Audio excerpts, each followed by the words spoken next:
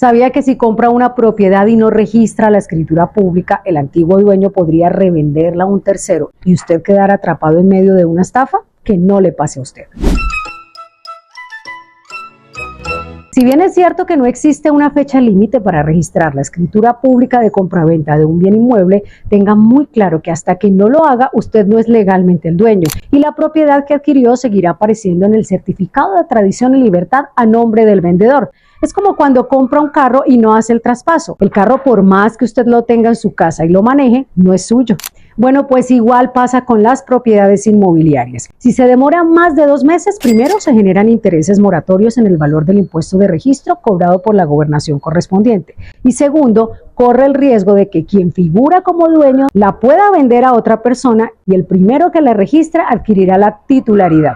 Y en este caso tendría que recurrir a las autoridades judiciales competentes. Que no le pase a usted.